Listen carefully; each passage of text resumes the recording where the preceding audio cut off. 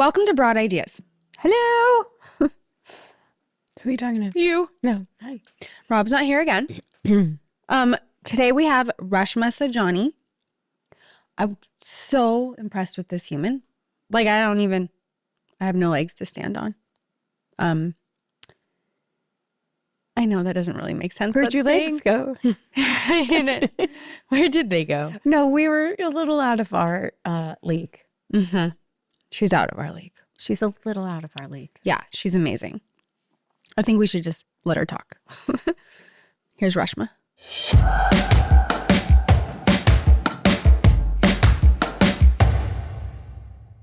What? I missed She's it. looking forward to the weekend. What do I have? We do this like big Diwali party. So like the big party is in New York this weekend, which is supposed to be fun. That's exciting. And then I'm taking a bunch of parents and kids canvassing to Pennsylvania. Pennsylvania is a swing state, as you know. Mm-hmm. Yes. And Monday's a day off of school because it's Indigenous Day. So we're taking a bunch of kids on a bus, on a campaign bus, and knocking on doors. How old are these kids? So my kid's 4 and 9. Oh, wow. Yeah.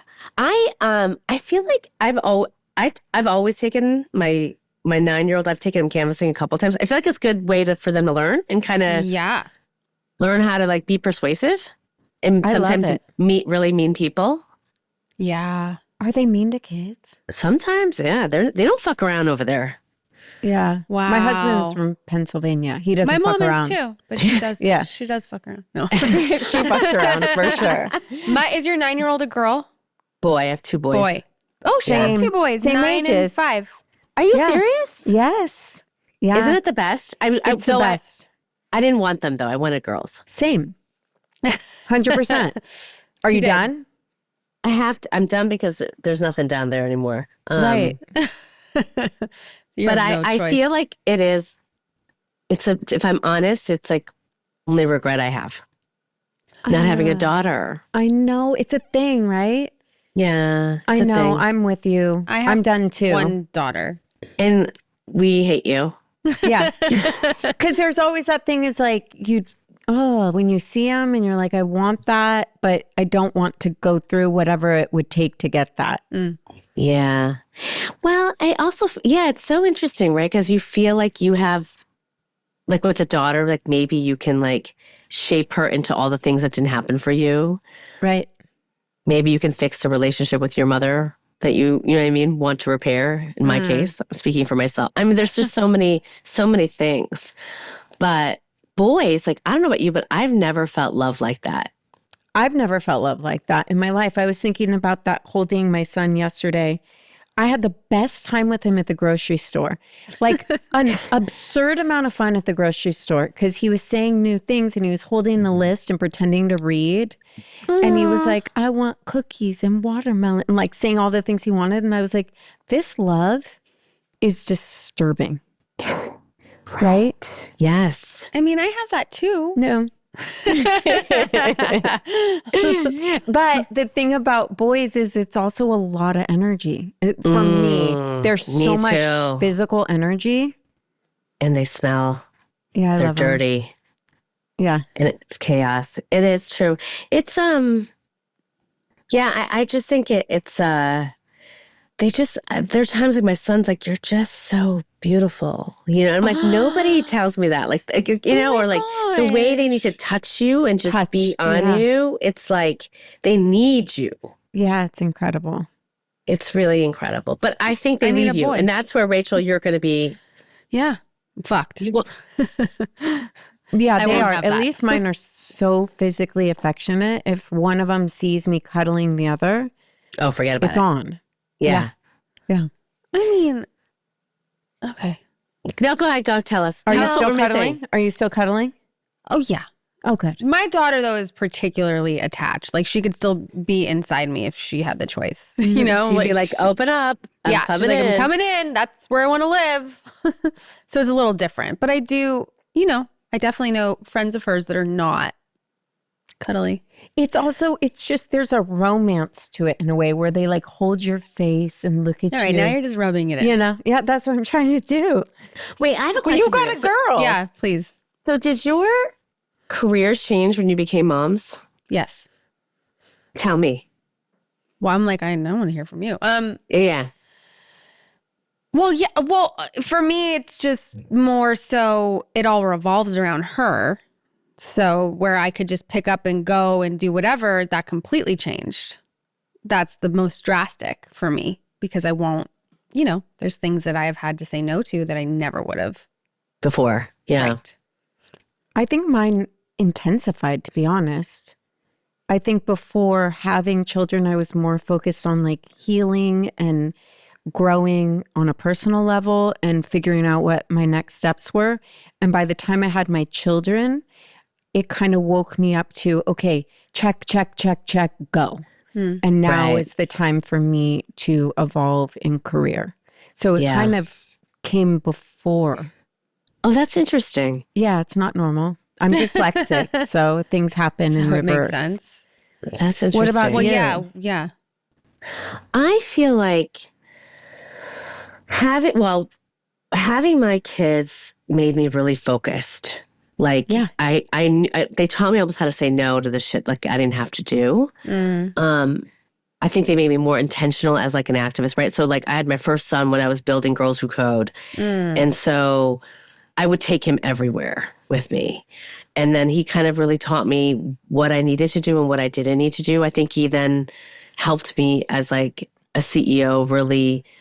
Like, I grew up in like, when FaceTime was a thing and you were in the office every single day and you had to like be there. And even for my vision, I was like, well, I need to see people to know that they're working. And then when I had my first son, as I was building Girls Who Code, I was like, oh, wait, no. I want to be able to do pickup, you know what I mean? From school or get the occasional ice cream and then hop on a call. And so I changed my life and I was like, I'm still crushing it. So everybody can do that. And it was this big like shift.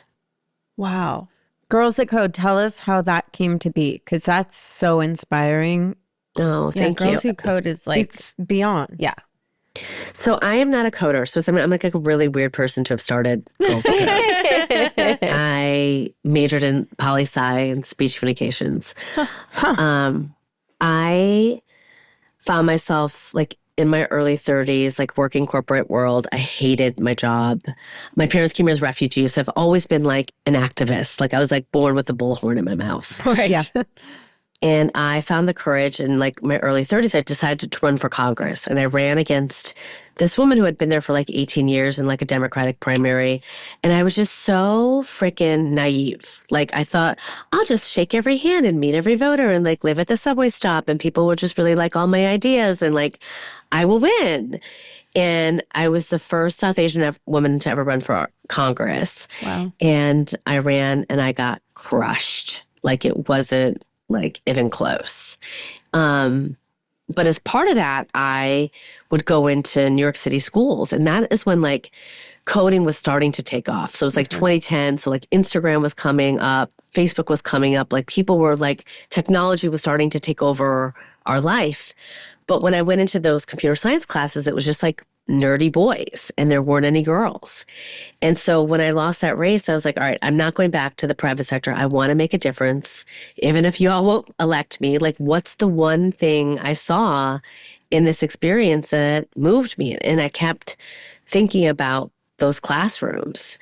So I started Girls Who Code, like kind of like a side hustle. So I had a job, but on the side I would come home and I'd try to understand like what happened to women in tech. Why aren't there more women going into this field? Like, because it's interesting, like a lot of industries, the very first programmer in the world was a woman. So you used to, do you remember like Hidden Figures and like all the actually the women who like designed some of like our biggest technologies were the code breakers that were women. And then in the 80s, as the Apple computer came out and technology started becoming more lucrative, we pushed women out. Wow. And So it became shitty. there's so many examples of this. It's like the medical professions in some ways like that, right? In reverse, right? Whereas it's so now I found ourselves kind of having to go back to trying to figure out how to get to parity. And so that's why I started Girls Who Code, because I wanted to make sure that women had an opportunity to get into these fields that paid really well. And then you realize that like technology actually plays this really big role in equality. Like if you think about the people who created Lyft or Uber, right? The 10 dudes that were sitting around a table building this app, they never put a button on the tool that said, if you're in a car and you're being sexually harassed, press this. The three of us were engineers sitting around designing that tool. We would have been like, yo, you got to put an app for if someone's being harassed, because we knew that that would have happened. And there's so many examples, seat belts and, you know what I mean, car seats and all algorithms. And now, deep fake porn, right? All this stuff that if women were sitting, people of color were sitting around the table, we'd be like, this happens to me every day. We need to make sure that technology is actually built to protect people against this. And that's really been the big, blessing of Girls Who Code, because you have all these girls that are just taking their life experiences and putting it into building technology and into the classroom. Wow. That's so incredible. What have you seen come about like over the years? What are like the, because I'm so curious, like with this and you putting that out and everything, have you seen a spike in women actually doing all this? So what happened is in 2010 when we started, like for example, maybe 20% of Stanford's, and I was actually just with the dean of Stanford. She was saying in 2010, I think she said 16% of Stanford's engineering class was women. And today it is 39%. Wow. And we taught almost 650,000 Girls Who Code in the United States. So those are all our students. Wow. So in every single engineering computer science school, there's been a sea change. You've also seen a huge change in culture, right? Yes. So when I started, you had Barbie dolls that said, I hate math, let's go shopping instead. The only depiction of a technologist or computer scientist was like Weird Science and Revenge of the Nerds. And Right. I remember I used to have these meetings, because to me, I've always, as an activist, if you want to change an issue, you have to change culture. And the big problem was that coding wasn't cool. And teen girls in America decide what is cool and what is not cool. And they're like, yeah, this shit is not cool. Like, I don't want to do it. Like, all the dorky guys are the ones in the computer lab and not for me. So we had to really think about Girls Who Coded in terms of our brand, our color, our, who we're working with, how to actually make it cool to be a girl who codes. Right. And so we did, we did collaborations with Lizzo and Doja Cat. We did books. We did a spoof that was like, girls can't code because they get their period. And we just infiltrated, out of all these meetings, with people. Your business is so fucking hard. I'd have all these meetings with people in Hollywood I'm like, please just put more characters that are coders, you know what I mean? That make your teen protagonist a cool girl coder. And eventually they listened. And so now when you go on Netflix and you watch any teen rom-com, it's like a girl who codes. Like you go on TikTok and the trending term is women in tech. And so that was like a decade-long endeavor of ours to really kind of make happen, because that was the thing that was keeping women out. Not that they couldn't do it. Yeah, I have a question on that. Well, two things. I agree. It's all about starting at the culture. We were at a festival and we talked to Linda Perry, and I'm not sure if you saw her documentary, but it was incredible. And she's a songwriter and musician, all these things. And she said she was having a really difficult time finding a female engineer. But that was her soapbox, and that was what she was fighting for. And she was doing anything she could to get a woman in that position. And she was saying, it's not my story to tell, but I think she's pretty open about the fact that there wasn't options for her. Yeah. And she was saying, so like her message, her soapbox is getting women in engineering, in tech, all of that said. What do you think? Because I always want to know what's at the core, right? Yes, it's culture. Culture is what's feeding us what we think is cool. And then we go into those different fields as a result. But what do you think is at the core of why are we being pushed out? What do you think what do you think the systemic issue is? Do you think it's power? Do you think it's fear? What do you think is pushing women out of these positions? It's such a great question. I mean, look, I think, so it's so interesting to watch what's happened, right? Because she couldn't find an engineer because there weren't really any senior women engineers. And now, and people would always say to me, Reshma, we need to build the pipeline. And when we build the pipeline, we'll hire them. So we built the pipeline. So now that it's really, as they're going into the pipeline, what's happening, they're not getting these opportunities. And so the young male engineer at said tech company, it's not letting these women in the door. And I see it all the time. It's not because they're grades. It's not because they're not qualified. It's because of power, opportunity, right? You see this happening in the election right now. Like, why is this election boys against girls? And it's because in many ways, I feel like we've presented equality as if it's a zero-sum game. It's either That's gotta you go. or me. That's got to go. That's gotta go. And I've been like thinking a lot about like, well, how did we get here? How did we get here? Right? Whereas it's the fact, because the data is often clear. It's clear. There's not enough women going into tech.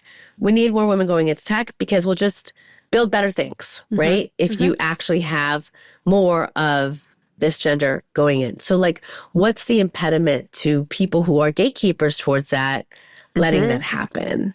And how do we get to a place where we feel like there's enough room for everybody? Right. That's also in every industry. Yep. Every industry, even when it comes to fertility, when it comes to, there's that constant comparison, like if they get this, there's not enough for me. And that is just an archaic way of thinking, and it doesn't work. It doesn't make anyone thrive. And especially, we've seen it happen so much with women, more than men, because, boys club, and they bring you in. And where do you see women bringing women in and championing? Say the word true. for me. I mean, championing. Yeah, it's a hard word to say. If you think about it, then you can't say. Yeah. I feel like this younger generation is much more generous. For sure.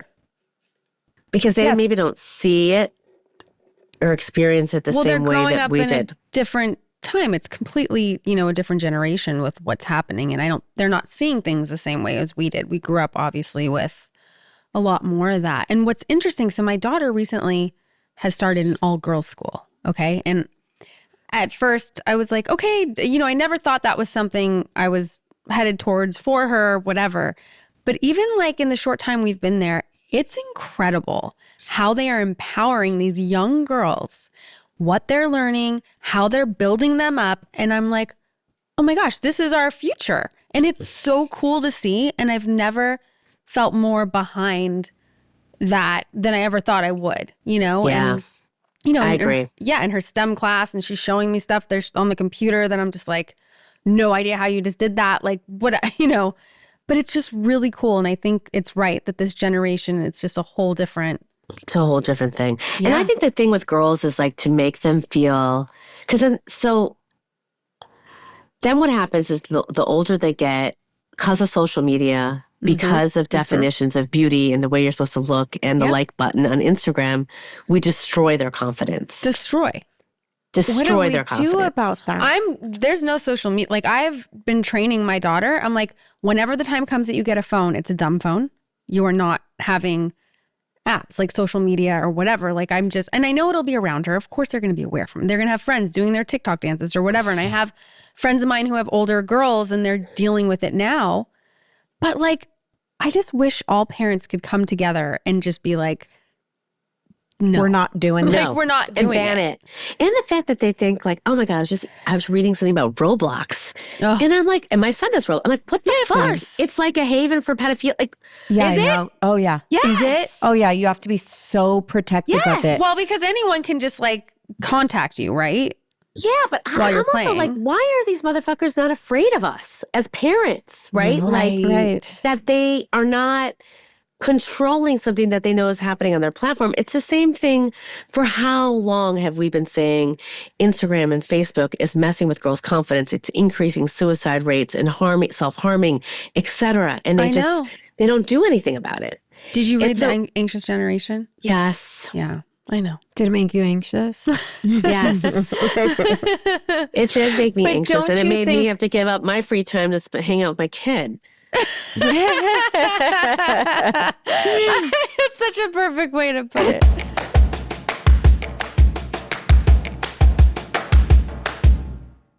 This episode is brought to you by IQ Bar.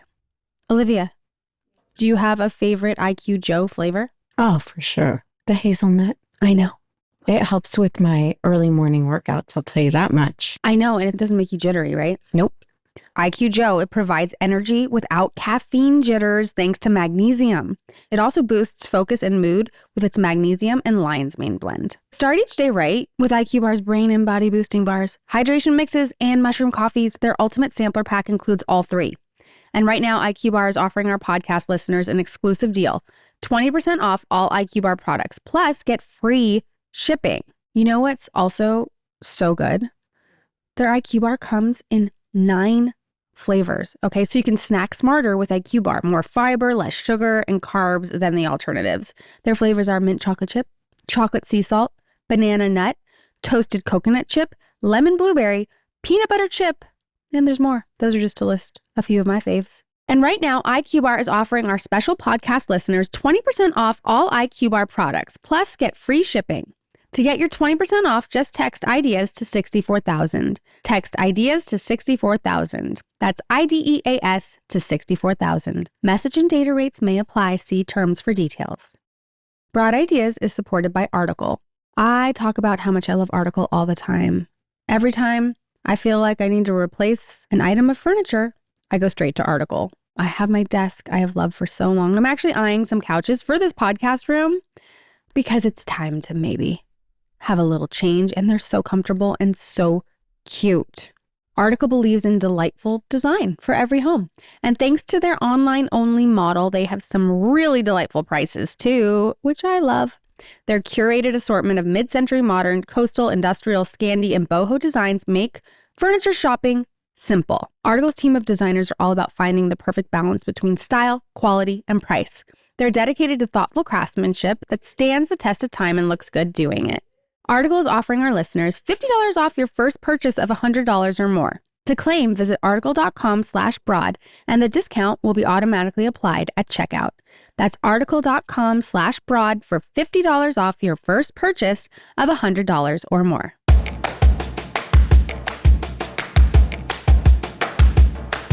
Oh, here's my question, though. I think it also starts with us. Yes. You know, because we're aging, we're at an age where, you know, back in the day, we would have been supposedly dead by this age. Like, you're useless, you know? And now aging looks different. Aging feels different. But what imaging are we still putting out there that's contributing to the same old narrative? And I do it to myself. I'll look in the mirror and be like, oh, my grays, or oh, no. And the way we hold aging for women and men is wildly different. Oh, yeah. This is my new podcast, my So-Called Midlife, which is coming out next week. So this is my new obsession. I like, as a feminist, as an activist, I am, one of the things as I've gotten older, like I've gotten really obsessed with the cons that women are told that keep us powerless. Right? So, you know, whether it is the fact And that's why I started Moms First, whether it's the fact that like, you know, women, if you just color coded your calendar and got a mentor and a sponsor, you could be CEO or you could be at equal when it was, you know, just if you learned AI, if you learned this skill, when it was never about that. It was the fact that we don't have structural support when we become mothers. We don't have paid leave. We don't have childcare. We don't make it possible for women, you know, because remember, 75% of high school valedictorians are girls. The vast majority of those getting their bachelor's degrees are women. Like we run shit. Right. But the minute we become mothers, everything shifts. And they keep telling us that that's because we're doing something wrong. And I bought that. I swallowed that. I ate that. And then it wasn't until I had my second child during the pandemic. And the pandemic, I opened my eyes. I'm like, whoa, no, I don't need fixing. I had the same epiphany about midlife. A couple of years ago, and it happens, I think, in your early mid-40s, right? Where you're just like, things start changing, you know, the perimenopause. You start aging a little faster. The way you look in the mirror changes. Your friendships and your relationships change. Your 100%. ambition. It's just this shift. And you're made to feel like, oh my God, like my best years are behind me. Or like, is this it? And I saw that so many of my friends just became depressed, started having affairs, right? Started blowing up their lives because they were trying to get some semblance of feeling something. Of course. But the men in my life that were the exact same age, having the exact same things happen to them physically, mentally, emotionally, they thought that they were at like the top of their game. It's fascinating. Yeah. And I was like, this can't be. Like we're being lied to or conned. Well, it's just like that thing where they say that, what is it, the subgroup of people that live the longest are unmarried, motherless women. Yeah. That's who lives the happiest and longest. And then for men, it's married men. Yes. I'm like, hold on. So you get better and live longer as a result to me, and I'm going to die sooner from being a mom and being a wife? It's a similar thing where it's like, wait, you're 100%. getting better. Yeah. You're peaking and I'm shriveling. But my husband and I talk about this all the time because I'll look at him and I'm like, we haven't even gotten started. Right. I feel that. I feel like people are feeling like it's midlife, it's almost over. I'm like, I'm just starting. Yeah. Good for you. Because that's the goal, right? The goal is to expose the con and be like, actually, no, wait, this is the best time of our life. Like we're wiser, right? 100%. But it also means, though, we have to not, like, so I read this incredible book that, like, you know, the first plastic surgeries happened in the 1900s. We literally, for over now 120 plus years, like, part of making women feel like the older they get, the less attractive they look is so you can sell them creams. It's marketing. Marketing. It's all marketing, right? Because for us, you know, men get more attractive the older they get. You know, salt and pepper hair, fine wine, George Clooney, right? Love it. We want the mirror in reverse. Like the best compliment you can give me is that I look 35. Right. Yeah. Not the same case for my husband. Right? He wants to be told that he looks great with his beer, you know, with his beer gut at 46. Right. It's just, and so again, when you start not feeling attractive, appealing, desirable, that then hurts with your confidence too. And it's funny, I was talking to a friend of mine from Nigeria. It's very distinctly American. She was telling me, like, in Nigeria, the older you get, the more revered you are. Same in India, right? Right. The more respected you are, the more revered you are, the more attractive you are. But not in America. In America. What are your thoughts on that when it comes to sexuality? Because I do feel that as we age, you know, growing up, you look up to women. For my generation, it was Victoria's Secret models and all these like ridiculously, you know, untangible women. I had all the pictures on my wall. Of course, Kate Moss was on the front binder. And it was all about being attractive to men. And as you get older and they start to shift. Like the guys you know and grew up with are dating 10, 20 years younger than you, right? And as women get older, if you find an older woman attractive, she's then called a cougar. Yep. Right? But when it comes to sexuality, because I think the reason people are blowing up their marriages and having affairs and doing all of those things is because there's an innate need to feel attractive sexually to the opposite sex, same sex, whatever sex you like. And it's mostly women. Yeah, it's only women. I mean, men are attractive, and we know this as they age. But what is it in those other countries? Are they still looked at as sex symbols? Yeah. Well, I want to dig into this because I have questions, and so I interviewed a divorce therapist, a sex therapist, because part of the question. So one of the things that I learned is that it's women that blow up their marriages, not men. And it's often women that have more affairs and not men. What? Because it's women who feel like they are missing that sense of sexuality and excitement. So I think a lot of the myths now, men, may cheat or may leave a marriage, but they don't end it.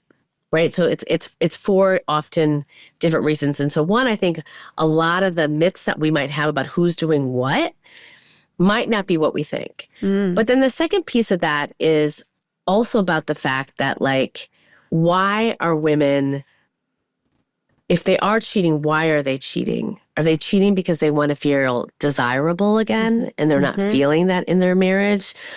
Are they cheating because they've now feel like their husband's just another child? I interviewed a divorce therapist and she said the number one reason why women divorce is because they feel like their husband has literally become another child. Wow. And it's like, what's the point? But I think that, and women, and I don't know if you read All Fours by Miranda July, but part of it, you have to read it, but part of it, it's like a story, and the main character, like, essentially was going on a vacation by herself, rents a hotel room, and just kind of rediscovers her own sexuality. And I think because of, like, the midlife myth that essentially the minute we hit menopause, like, our sexual drive dies, which is a lie. We no longer actually spend the time on actually examining our own sexuality and our own desires. I mean, I don't. Do you? No. I know. I'm like, no. No, I think it's more of how am I landing externally? Or what am I need to do to keep my man from straying? Right. Yeah. I will tell you this. I went to pick up my kids at baseball yesterday. This was funny. I went to pick up my kids and I was on the baseball field and my husband came up to me and I was wearing shorts. I don't usually wear shorts. I was wearing short athletic shorts, okay? And he comes up to me and he goes, you know what was crazy? I was sitting in the bleachers and he's like, I saw you and I did a double take. And I was like, who is that? And he's like, and then I realized it's my wife. And it just felt nice to hear. I'm like, oh, you think I'm attractive. Like, I still get like a young girl in that way when I hear those things. Yes, as you should. And then I'm like, do the other dads think so? No. More importantly, does he? But it is. But see, I'm with you, right? Like, I was walking down the street one day with a coworker or whatever, and like some guy double taked at me. And I'm like, did he do that? Was he looking at me? And Yeah. he's like, yeah. And of course, that feels so damn good. Yeah. I don't think that goes away. No. and here's the thing, like, I think that women should have that swag. Yeah. And it shouldn't go away, though. It should never go away. Right? It shouldn't only be when we're in our 20s and we That's what I'm saying is, look like, perfect. in my 40s, like, never felt better and more, like, confident and wise and knowing myself and comfortable with whatever I come with. And it's so backwards because in your 20s, you feel like you look your best, right? And it's so backwards because everything you have now in your 40s and just being so aware of that. Just like, where was that? But what if it's not true? What if we think we don't look good right now, but we actually do? And it's like, when you don't feel like you look good, you don't attract anything. Right. But what if you did wake up being like, I'm fucking hot. That's what you I'm can walk doing. outside and change. Me too, right? And change that entire Right. energy, right? Because as far as men dating 20-year-olds, I think a lot of that has shifted to with the algorithms and the dating apps and technology. Going back to the con. Yeah. What are your thoughts on the hormones that happen at that age? Like, why is the suicide rate so high for women once they hit 40 to 55 or something like that? Yeah. It goes up. Yeah. Do you think that it is the menopause hormones that come into play? Or do you think it's the dissatisfaction with what they're experiencing? Well, I'm going to talk to a bunch of menopause experts to really dig into this because I find myself doing that too, right? Like I'll be in a bad mood or crabby or I'm not sleeping and I immediately blame the pause. And it may not be the pause. It might be another form of stress that's coming in. And so I think that we have to kind of decipher that. But I think we have to do the work to figure out, do we need to take hormones? Do I need to take vitamins? Like, I need the fact that I'm not feeling good is not just like the way it is. Like, I read a statistic somewhere that there are more women retire earlier than men because of perimenopause and because of menopause, because they feel like shit and they're like, fuck it.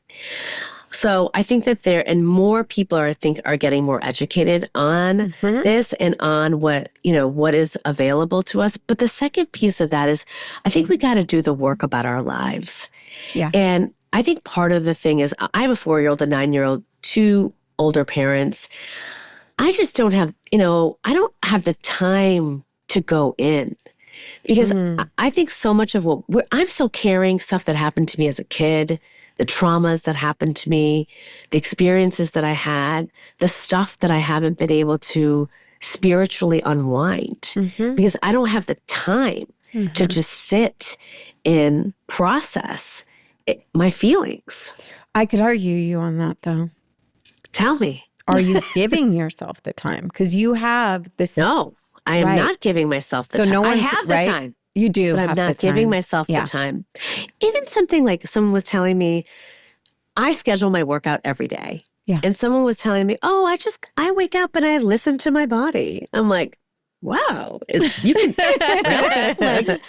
like you can just listen to your body and then decide if you're going to yoga like that. Like to me, it's like these kinds of practices that I can get there, right? Like I can change the way that I've been living my life, but I think we have to be open to it. If we're just told like this is the way it is, it doesn't get any better from this, or maybe it gets better when you're 70, but you have this long period that's really freaking long, especially if we're living longer. That's just unsatisfying. So just deal with it. No way. It just doesn't give women any incentive to make it the best time of our life, and I think we need to. Right? I couldn't agree more. Yeah. I honestly, for myself personally, feel like it is. Great. I do. Yeah. I feel better than I've ever felt. I feel more confident. I feel more secure. I feel more in touch with my intuition. My periods suck. They're really, really, really, really heavy. The PMS is the and worst. all of that kind of stuff. But I do think that all the things, and that's why I said I argue on that, because I've been working with people for a long time, and my biggest passion is debunking the stories that we carry. And even as much as I don't have time for that is a story, right? Yeah. So what stories are we telling ourselves? I do have the time. I'm choosing to do the X, Y, and Z with it instead. So really empowering us to know we have the choice on how we're going to spend our days. And I understand there's certain circumstances where people may feel as if they don't have that choice. But there's a different story that they can tell themselves, like, I will give myself 5 minutes to breathe. Yep. Or I will give myself 20 minutes out of 24 hours to walk. And the fact that, or I will give myself the gift of having someone like you that can help me figure out what are the stories I've been telling myself and how can I untell myself that? Because I think it's about spending more time, like, you have to go in to go up. Correct. And spending more time. Like, I think that the other part of this part of our lives is, I don't know about you, but I was always an ambition chaser. what's the next thing I'm doing? What's the next org I'm starting? What's the next, project I'm doing? What's the next issue I'm changing? And I got to this point in my life and I'm like, wait a minute, I got some stuff I got to deal with. So what's more important for me is schedule a standing meeting with my monk so I can talk about this, or go meditate, or go for a walk listening to, broad ideas. Religious broad ideas, right? Like, it's like, and so I think that and I think women oftentimes feel like we don't have permission to do that. Right? Right. Oh, absolutely. I mean, I've experienced like male figures in my life that make me feel like that even more, like you don't have time to do anything else but what you're supposed to be doing as a mom or what, you know what I mean? And nothing for yourself. And it's just like, but no. Well, that's also not a good example for children. Absolutely. Oh my God, my friend told me the best story this week. I'm going to share with you. I think it's my friend Tiffany Defoe. She was saying, so her daughter, Akua, so Tiffany had a girls trip planned, and her daughter Akua was like, 15, 16, was like, Mom, actually, I need you to be home this weekend because I have something really important. And the thing was important. But Tiffany looked at her and she said, you know what, honey? I'm going on my girls trip. Because if I don't go, you are never going to learn that it's okay to put yourself before your kids. That's incredible. So I need to teach you this lesson, and I'm going to go. So powerful. So powerful. And I hear that and I'm like, I would never go. Yes. Right. If your daughter like grabbed you and was like, I really need you. Yeah. See, I don't have that. And she said it was also a thing. It was actually a real reason. Wow. Yeah, but that blows me away, to be honest. That's incredible. It's so incredible. It's almost like, it's kind of like we had Kristen Bell on the pod and she talked about, she never says, I have to go to work. She's like, I get to go to work. I love to go to work. So it's not like, oh, mommy's going to leave. I have to go to work and I don't want to leave you. I'm so sorry. She's like, when I work, I'm really happy, and sharing the joy of what she does instead of making it like, I have to go do this obligation, but I'd rather be with you. Right. And I was like, even that is such a shift from what society makes it seem like. Normally it's like, oh, I have to go do this thing, but I'd rather be with you. And sometimes I think it's good for kids to know, no, I'm really stoked to go do this thing, even if you're not there. Is that how you are with your boys, or how do you? I try. Well, listen, it's certainly how my husband is, right? He's not catching a 6 a.m. flight or taking a red eye home just so you could do, pick up in the morning. He's not apologizing when he's... that is me. I know. That's me. He's not, apologizing when he's walking out the door. He's got a dinner at night with his friends. I'm always feeling, right, like I'm failing. Like that I'm making no one happy, including... And I'm always putting my health last. So... I'm more conscious of it now, and I will not try to do the 6 a.m. all the time, but I still do them, right? Yeah. I'm halfway there. I'm halfway there. And it's hard because I also think we're in this period of like intensive parenting. Like I spend way more time than my parents spent with me, but it still feels like I'm like failing to be a good parent, like that I'm not the PTA president, or I'm not, I don't know exactly what's going on and exactly what they're doing. I mean, I think, and it's definitely gendered, right? It's definitely, that pressure comes much more on us than it does on, even when you have, I'm sure all three of us have very engaged, dads in their lives. Yeah. Yeah, for sure. No, there's just a difference. There is a difference. I saw something on Instagram. It was so funny. It was showing through the years, like school lunches, right? And like a long time, it was like, here's a piece of bread and here's that, and then you cut to today and it's like, I cut them out in figures of dinosaurs and then I encrusted them in sunflower seeds and then but it is intense, it is that. And I don't know, not to say people haven't always done that, some people, but it does feel that way. Totally. I don't know if people have been saying this. So my kids are 4 and 9, as I said. Yeah. Everyone's now been like, oh my God, Reshma, wait till you get to middle school. I'm like, what the fuck's happening in middle school? Like, I thought this is the hardest time. I got to feed them, change their diapers. But then when I'm done with them, they are just self-sufficient, right? Like, I'm like, what are you talking about? Yeah. I feel like that's when it gets dangerous. One of my best friends, her daughter started middle school, and it's a whole other thing. But like, listen, middle school sucked for me, but my parents didn't know that. they weren't helping me about You it. just went to school.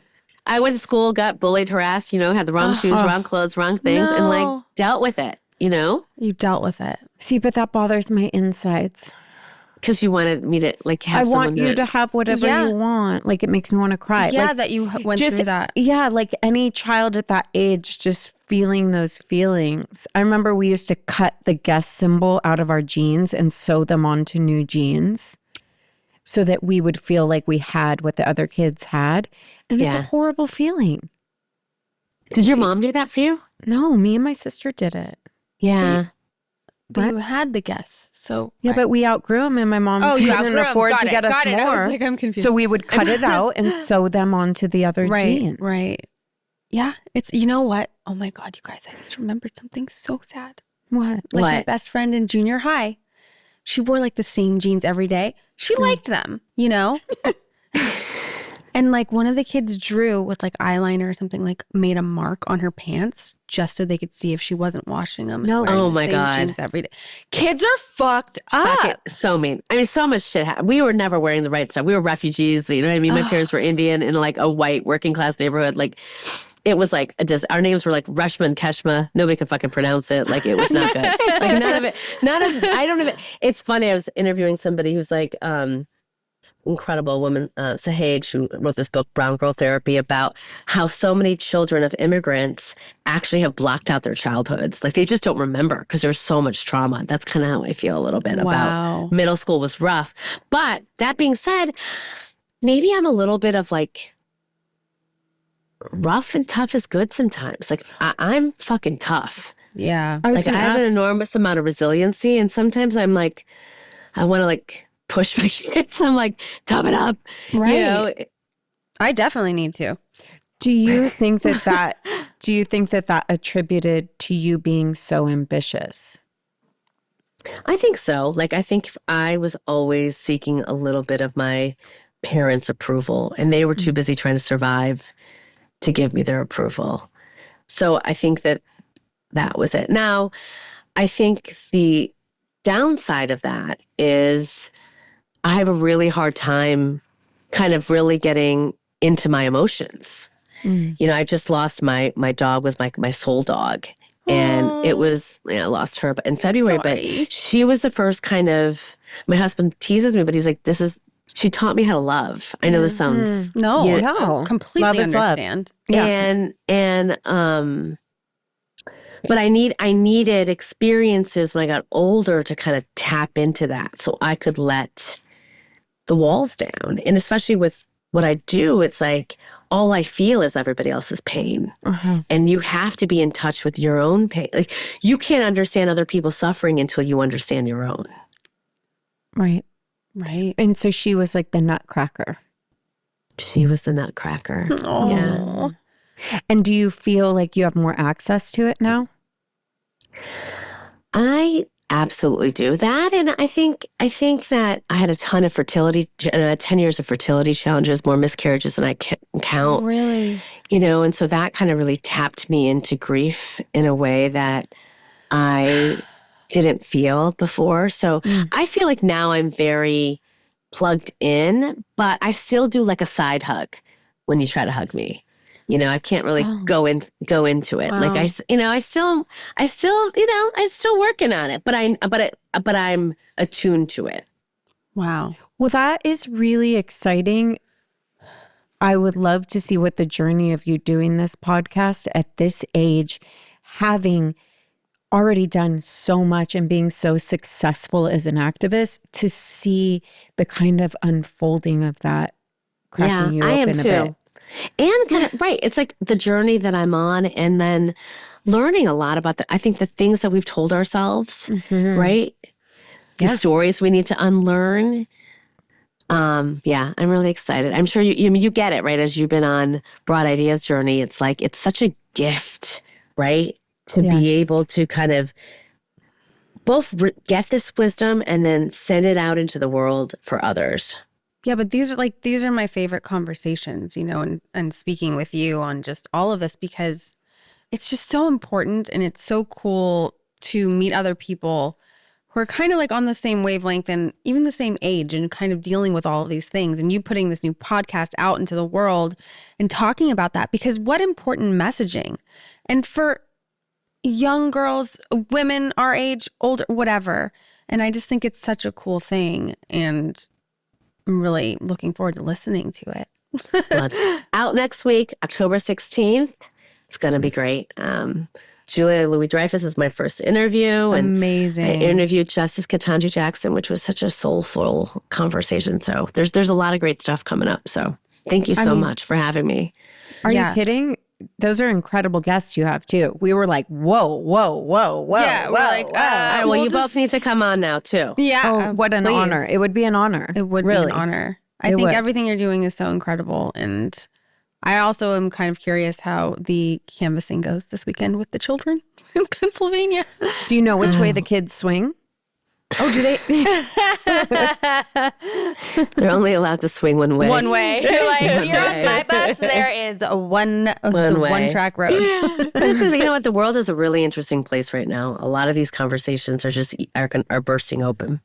Yeah, it's interesting with the kids. I told my son, because he was saying some stuff the other day when he came home, because we let him watch the debates. He's he's in on the whole thing, and he's formulated his own opinions. Oh, interesting. Yeah, very interesting. And then he was saying some things that I said, listen, you just have to be mindful that not everybody's family feels the same way as you do. And so you want to be sure to be kind with your words. You want to make sure to leave space to listen and not put your opinion in the mix as if it's fact. Because I did get worried. He was saying some things that I was like, if he goes to school, you don't know what other people's families' values are. And he was, saying some negative things. And so I didn't know how to handle that. Yeah, I think the thing is we have to teach our kids to I feel like they don't know how to talk to each other anymore and have disagreements. But what if he's saying things that I think in my home is perfectly acceptable? You can come in my home and you can sit on my couch, and I don't care if my son goes, Trump's a bully and he's mean. I feel that and I understand it. But if he does that at school and someone's family likes Trump, then what? Yeah, like as a kid, I don't want another child to ever feel alienated, or I don't want my kid to use words that are acceptable in our home but may not be on the playground. Yeah. Olivia, you're very kind. I think that the kids... Yeah, I know. You're like, no, you can absolutely say that. I think this is the problem right now. Okay, tell me. I need guidance. I'm not in the political field. I mean, listen, I got some family members who support Trump. I'm obviously, support Kamala. And we love each other, but we argue and we debate. And I think that's important. I solicit people who have different opinions than me. Same. And I think, so I don't think we should I think we need to be respectful. Right? That's the part that he wasn't being respectful. Right. So I think it's how do you teach them to be respectful, but also to have their strong opinions? Yeah. And I think and have different opinions, or have unpopular opinions, and that's okay, because that's part of what's happened now. It's we have not taught our kids how do you hold two things at the same time? Mm-hmm. And how can you also be swayed or your opinion be changed? Well, and I'll ask him that too. I'll be like, are you saying that because that's what mommy and daddy feel? Or is that based on what you've observed? How old's your son? 9. Yeah. But I want him to be coming up with his own views and values and to hear them. I don't want him to just regurgitate what our thoughts are and parrot it back. I want him to be really taking it in objectively. And I'm curious, what did you think of that? Yeah. It's my son's 9 too. And he argues with me all the time. He does not understand why I spend so much time fighting for girls. Because he'll say to me, Mom, in my class, the girls are very strong and they say their opinions and they do their things. So, okay. So so say what you will, just make sure it's respectful. Yeah. Yeah, because I'm not like closet your feelings and don't bring it up. I'm like, just make sure not to use mean words that are where you're doing the same kind of behavior you don't like in someone else. Yeah. And listen, I think I'm on the board of a college campus, and I think so many of the conversations we have right now about woke culture or being canceled or all these things, I'm like, what is I mean, it's so different, right, than when we were in college where we could actually debate and disagree and still be friends, still have a beer together, right? And that people didn't feel like they couldn't say their opinions in class. And so it's shifted way too far. Yeah. And Agreed. Yes. but that doesn't mean we should be silencing any debate or we should be even censoring ourselves. I think we need to have these really like open, hard, honest conversations that are respectful. Yes. Yeah. Agreed. 100%. And you don't have to throw the baby out with the bathwater. Exactly. I have a lot of people that feel different than I do, and I'm okay with that. And I like and you can still love them. 100%. Some, not all. I'm just kidding. True. True. Oh, well, this was so wonderful. Thank you so much great. for coming on and speaking with us. Thank you for having me. This was so wonderful, and I really appreciate your support about the pod. And absolutely. I feel like we could have talked forever. I feel like we barely. Like, we're just we're just getting started. Right, when you guys are in New York, come. Let's have drinks. Yes, I'll let you know when I'm in LA. Yes, please do. Thank you so much. Well, thank you guys. Appreciate it. Thank you and congratulations. Yes. And thank you for all your hard work you're doing for women. Thank you.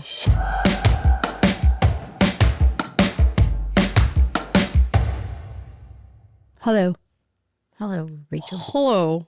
Is Jane there? Olivia. Well, Olivia and I are doing Pilates now, and I'm doing it 3 times a week. And Monday in Pilates, like I did something to my back. So basically, once you hit 40, you just start breaking. But everything. Like I played pickleball and I pulled something in my butt. And then Pilates on Monday, I did something and I fucked up my back. Like my whole left side of my back. Like it hurts so bad. I can't even. Briar's like, can you get? I'm like, nope. No, can't do anything. Can't do that. I got like BioFreeze, like a roll on. It's like an icy hot thing, but like not. But it's BioFreeze. Maybe it's more intense. I don't know. So last night I was like, Briar, can you roll this all over the left side of my back? She went to town. Okay. Overboard. She went to town with it. So I was laying in bed, shivering. It was so cold from the BioFreeze.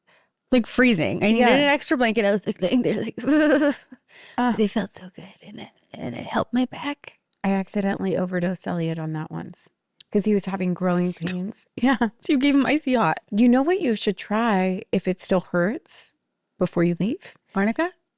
Oh. No, the whatchamacallit? Cryotherapy. I don't have time, but great to know. And I will.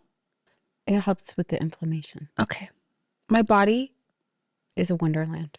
And today I had Pilates. Maybe I pulled something in my leg. Are you serious? I don't know. Or it's just sore. Anything's possible. Are you pushing yourself too hard? Probably. Do you get competitive with yourself? No. Definitely not. Not with other people either. No. Pilates isn't a competitive vibe. No. No way. But do you get inspired like, oh shit, she's kicking up there. I'm going to kick a little higher? No. Me neither.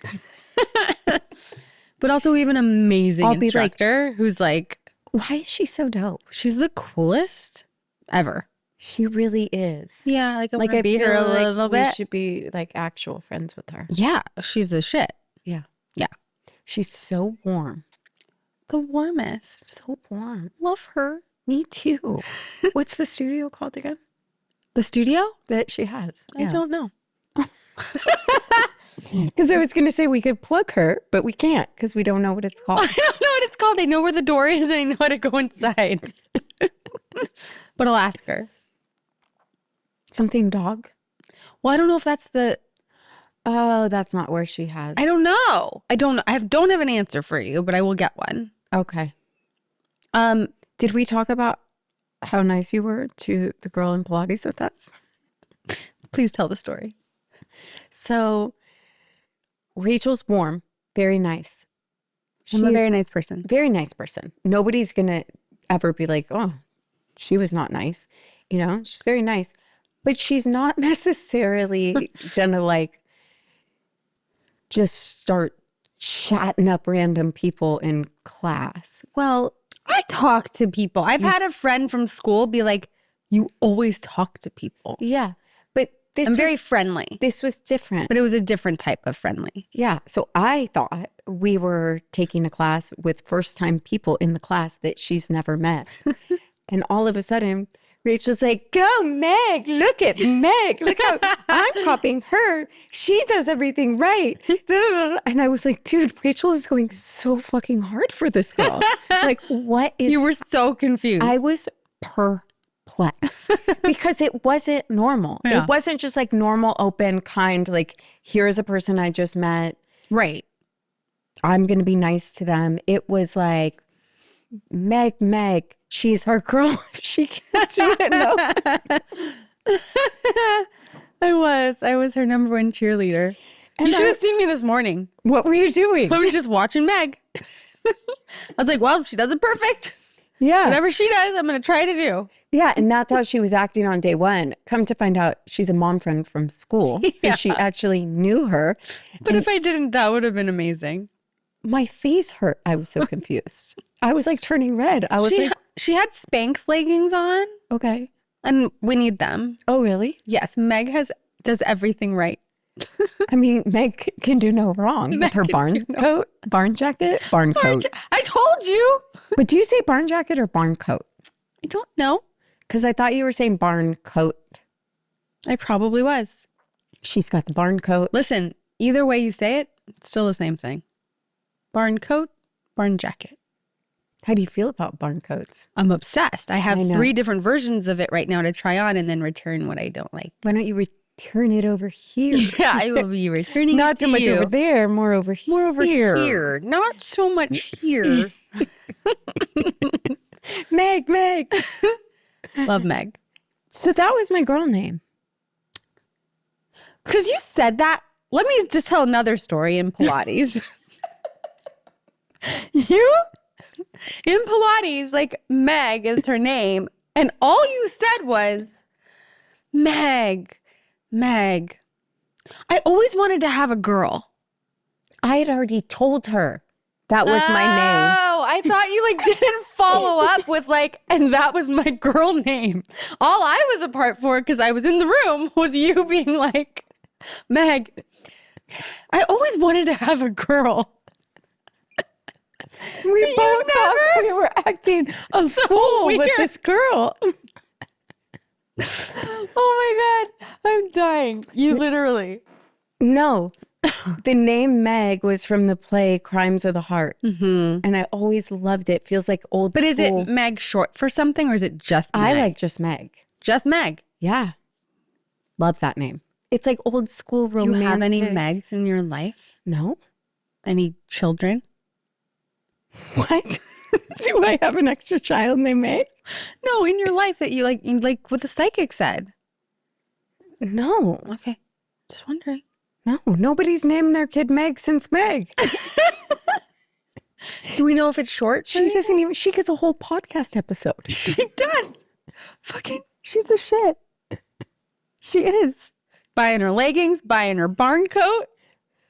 What color were the leggings? She was wearing red today. Oh, red. How does that Yeah. feel? It was so cute. What kind of red? Like a real, like a bright cherry red. Oh. It was good. How do you feel about colored workout pants and light workout pants? We've been talking about this. I know, but I want to hear it. I prefer a dark. Mm-hmm. I'm not a light workout pant person, Me neither. but you have really cute ones. Yeah. I do. I do. But I never feel comfortable in them. Like, I don't feel comfortable walking through school to drop off my kids in light leggings. Feels like Wanna elaborate? feels like a lot of raw ass. You know? It's just like, It's see-through. It's just like there. It's not see-through, but like it feels like an x-ray machine. How do you feel about camel toes? It was like a thing, right? Like people were purposely having them. Yeah, and I've heard people say that they're sexy. Like, oh yeah, like it shows. I'm not a fan. I do not ever want camel toe. And I think lighter ones camel toe a little bit. Interesting. I Versus find different dark. brands camel toe than others. Oh, really? Mm-hmm. I'm not a fan of a camel toe. No, don't want it. Not But my like thing. people want that. People want that. Great for them. I don't. Not my thing. No. Mm-mm. Do you remember we had someone on the podcast that said she got dressed every day to drop her kids off for school? Do you do that? Are you crazy? You should have seen me this morning. Do you know how many mornings I'm like, if I had to like actually get out of my car. Oh, I do. Oh, I don't. But if I had to get pulled over, something happens, I am in full pajamas, but I cover it in either like a puffer or like a sweatshirt. This morning I was in my slippers and my pajamas and just put a sweatshirt on so the top of me looked like I was wearing normal clothing. Yeah. That's how I roll. So what if you had to walk into the school Well, and sit down and read to your child every morning? I would be in my sweatsuits. Okay. Is that what you're in? Yeah. Do parents get dressed? Well, I think some people go to work from there. people go to work. So like that's normal. Right. And then I think there's a lot of people in sweats, Yeah, one of Briar's friends, if I'm ever not wearing a sweatsuit, she's like, what's going on? Yeah. No, like that's my signature. Yeah. Specifically the great. Totally. I know. No, I wear sweats, but like I'll wear like slipper-esque shoes with socks and What's a slipper-esque shoe? Like an Ugg? Oh, Well, or your furry definitely. Birks? yeah, just any like Furry cozy. even just like my plastic like slides. I wear my furry Crocs. You know? Yeah, My cozy Crocs. like anything, and I don't match or No. It's like- and you go into school. Yeah. every morning. That's the vibe, man. Man. It's insane. I do commit to Pilates looks some days. Okay. Like I'm in I do it too. for the rest of the day. Even my Pilates socks, they're on. It happens. Oh, I do that. I do that too. Yeah. It is Well, what like- it is. I don't know. I used to keep aprons on. Okay. Like, like in the kitchen, I have an apron and then it would just stay on. That's weird. It's a little weird. Yeah. And I would get called out. Like, once you leave the kitchen, it becomes an outfit. And I'm like, interesting. You'd wear this outside of the house? No. Oh. Like it's just in other rooms of the house. Okay. But are you going back to cook? Presumably. Yeah. Hmm. Yes, Well, you cook a lot, so I do. I've never cooked that much. Have you ever worn an apron? I wear an apron at like Thanksgiving cooking and stuff like that. It's more aesthetic. It's cute. Yeah. It's a vibe. It's a mood. It's a way of life. Okay. Yeah, I love Thanksgiving. I know. I think it's like my favorite. Are you doing it here? Yeah. Same. Yours? Yeah. Nice. I know. I love it. It's my favorite. I was going to send you a meme because it's been going around. It's like, if you just lived across the street from me and they do a dance. It's like, that should be us. That should be us dancing. I know.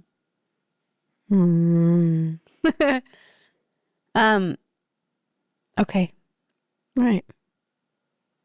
Thanks, everybody. So much. So much. See you next time. Bye.